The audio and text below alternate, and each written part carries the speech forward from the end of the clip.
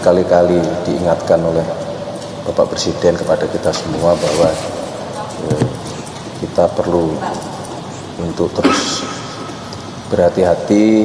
Semangat kita adalah semangat untuk tidak menyalahgunakan amanah yang diberikan kepada kita semua, dan oleh karena itulah kami menyatakan keprihatinan yang mendalam. Akan tetapi Bapak Presiden sudah mendapatkan laporan dan teman-teman, petir menyambar di siang bolong. Belum genap 1 tahun Kabinet Merah Putih berjalan, sebuah tamparan keras mendarat tepat di wajah pemerintahan. Wakil Menteri Ketenagakerjaan, Emmanuel Ebenezer, seorang figur yang rekam jejaknya, dikenal publik, diciduk Komisi Pemberantasan Korupsi dalam operasi tangkap tangan. Peringatan Presiden Prabowo agar jajarannya tidak menyalahgunakan amanah seolah menjadi angin lalu.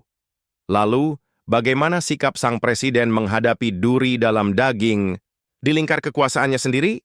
Mari kita simak dulu cuplikan beritanya. Baru saja kita saksikan bersama, teman-teman, sebuah respons resmi dari istana yang normatif, prihatin, dan menghormati proses hukum. Tentu saja, itu adalah pernyataan standar yang wajib disampaikan. Namun, di kanal ini, kita tidak akan berhenti di permukaan. Penangkapan seorang pejabat tinggi negara bukan sekadar berita kriminal biasa. Ini adalah sinyal, sebuah pertanda yang harus kita baca dengan cermat dampaknya bagi negara. Di video kali ini, kita akan membedah 3 lapisan penting dari peristiwa ini. Pertama, siapa sebenarnya Emmanuel Ebenezer? Kita akan melihat bagaimana latar belakangnya justru menjadi sebuah ironi yang menyakitkan dalam kasus ini. Kedua, kita akan analisis lebih dalam makna di balik respons Presiden Prabowo. Apakah kata prihatin dan menghormati hukum sudah cukup untuk menjawab keresahan publik akan komitmen anti korupsi? Dan yang ketiga, paling penting, apa dampak jangka panjang dari kasus ini terhadap kepercayaan publik dan agenda besar pemberantasan korupsi di Indonesia ke depan? Apakah ini hanya puncak gunung es? Kita akan mulai dari lapisan yang pertama. Ironi sang pejabat yang tersandung di puncak kuasanya. Untuk memahami betapa dalamnya arti penangkapan ini, kita perlu sedikit memutar waktu, teman-teman. Kita perlu melihat siapa Emmanuel Ebenezer sebelum ia menyandang jabatan mentereng sebagai wakil menteri. Namanya mungkin tidak asing bagi kita yang mengikuti dinamika politik nasional. Sebelum masuk ke dalam lingkaran kekuasaan, beliau dikenal sebagai seorang aktivis, seorang ketua organ relawan yang sangat vokal. Di panggung publik, citra yang dibangun adalah sebagai pengawas kekuasaan, sebagai suara masyarakat yang tak ragu mengkritik kebijakan. Kamera dan mikrofon para jurnalis seakan menjadi sahabatnya.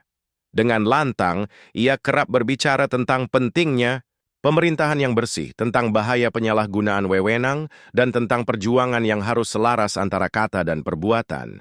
Inilah citra yang melekat padanya selama bertahun-tahun. Lalu terjadilah sebuah manuver politik.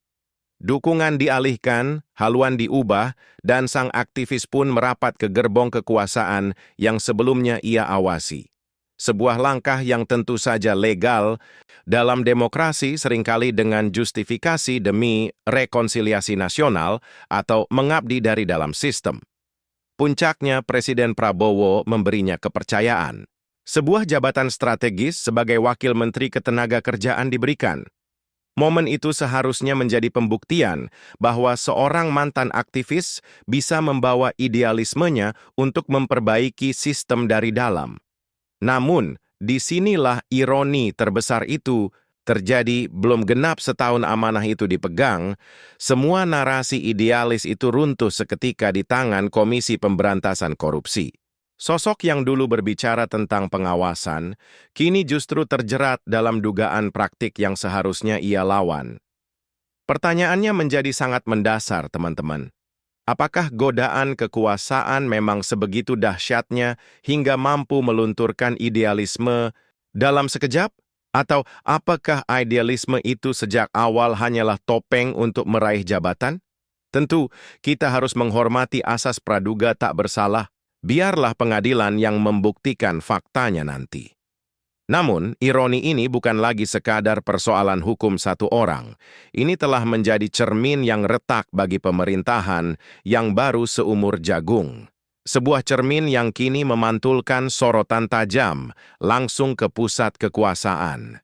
Pantulan inilah yang membawa kita ke pertanyaan berikutnya yang jauh lebih krusial, analisis di balik respons prihatin dari Presiden Prabowo. Sekarang, mari kita letakkan cermin yang retak itu tepat di hadapan istana. Mari kita analisis respons yang diberikan. 2 poin utama yang kita dengar dari pernyataan resmi adalah, pertama, pemerintah prihatin, dan kedua, Presiden menghormati proses hukum.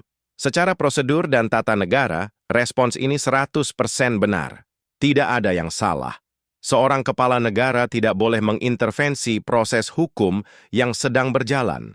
Menghormati KPK dan mempersilakan mereka bekerja adalah sikap kenegarawanan yang wajib ditunjukkan. Ini adalah respons minimum yang harus ada. Namun, pertanyaan kita lebih dalam dari itu, teman-teman. Apakah respons yang secara teknis benar ini sudah cukup secara substansi? Di satu sisi, kita sebagai rakyat yang geram dengan korupsi, mungkin mendambakan sebuah respons yang lebih emosional, lebih keras. Sebuah gebrakan meja, sebuah pernyataan marah yang menunjukkan bahwa Presiden merasa dikhianati oleh anak buahnya sendiri. Sebuah sinyal kemarahan yang bisa membuat pejabat lain berpikir 1000 kali untuk melakukan hal serupa. Di sisi lain, kita juga paham bahwa seorang presiden harus tampil tenang dan terukur, tidak terbawa emosi sesaat yang justru bisa memperkeruh suasana. Disinilah letak persoalannya. Kata menghormati proses hukum adalah sebuah keharusan. Tapi kata prihatin berisiko ditafsirkan sebagai respons yang pasif. Prihatin terdengar seperti komentar seorang pengamat, bukan pekik komando dari seorang panglima tertinggi yang sedang menghadapi musuh terbesar bangsa, korupsi. Apakah rasa prihatin cukup untuk mengobati luka kepercayaan publik? Apakah kata prihatin mampu menjadi cambuk yang menimbulkan efek jera bagi seluruh jajaran birokrasi? Inilah yang diragukan oleh banyak pihak. Kita harus ingat, teman-teman, Presiden Prabowo membangun citra dan mendapatkan mandat dari publik, salah satunya karena persepsi akan ketegasan. Publik memilihnya karena berharap pada kepemimpinan yang kuat, yang tidak ragu menindak siapapun yang salah. Kasus ini adalah ujian pertama bagi citra ketegasan tersebut. Publik kini menanti apakah ketegasan itu hanya ada di panggung kampanye atau benar-benar akan menjadi fondasi dalam menjalankan pemerintahan.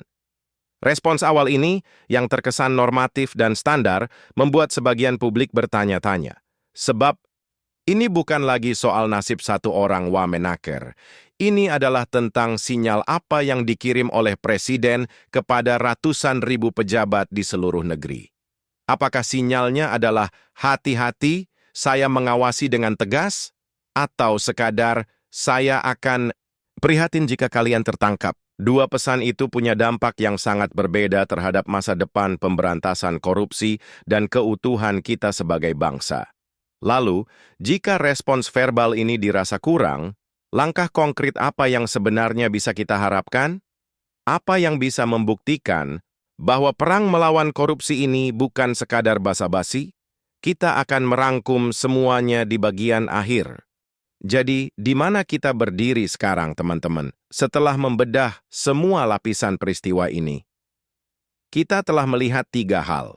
Pertama, sebuah ironi yang begitu pahit, di mana seorang yang membangun citra sebagai pengawas kekuasaan justru tersandung kasus dugaan korupsi. Kedua, sebuah respons normatif dari istana yang secara teknis benar, namun terasa hambar dan kurang bertenaga di telinga publik yang merindukan ketegasan. Dan ketiga, sebuah ujian nyata bagi kepemimpinan Presiden Prabowo di awal masa jabatannya. Namun, menganalisis masalah saja tidak akan mengubah keadaan. Yang terpenting sekarang adalah, lalu bagaimana? Apa langkah konkret yang harus kita tunggu? dan kita tagih sebagai warga negara, kata-kata seperti prihatin atau menghormati hukum harus segera diikuti oleh tindakan nyata. Aksi bukan hanya narasi. Pertama, Presiden perlu menunjukkan bahwa ini bukan sekadar kasus satu oknum nakal. Harus ada evaluasi internal yang serius. Proses seleksi para pembantu Presiden harus diperketat, memastikan bahwa rekam jejak integritas menjadi syarat mutlak, bukan sekadar kedekatan politik. Kedua, ini adalah momentum emas bagi Presiden Prabowo untuk memberikan dukungan penuh yang tak tergoyahkan kepada Komisi Pemberantasan Korupsi. Bukan hanya lewat kata-kata, tapi lewat kebijakan yang memperkuat lembaga anti rasuah ini. Tunjukkan pada publik dan pada para koruptor bahwa KPK di bawah pemerintahannya akan semakin tajam.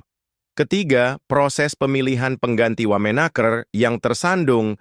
Kasus ini akan menjadi etalase kecil yang sangat penting. Apakah jabatan itu akan kembali diisi oleh figur bagi-bagi kekuasaan politik? Atau akan dipilih seorang profesional berintegritas tinggi yang benar-benar paham masalah ketenaga kerjaan? Publik akan mengawasi dengan saksama. Pada akhirnya, teman-teman, kasus ini adalah sebuah alarm yang berbunyi sangat nyaring.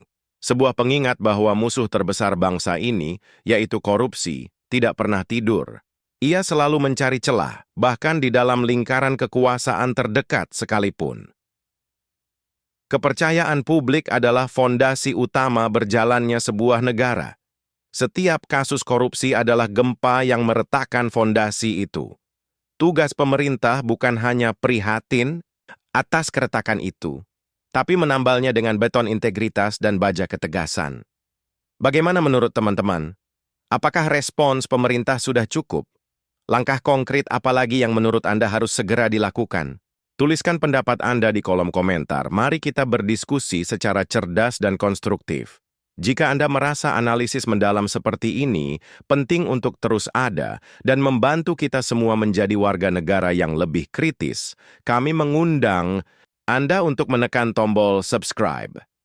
Jangan lupa juga untuk like dan share video ini agar semakin banyak orang yang tercerahkan dan ikut mengawal jalannya pemerintahan. Terima kasih telah menyimak sampai akhir. Tetaplah kritis karena suara kita adalah penjaga terbaik Republik ini. Sampai jumpa di video selanjutnya.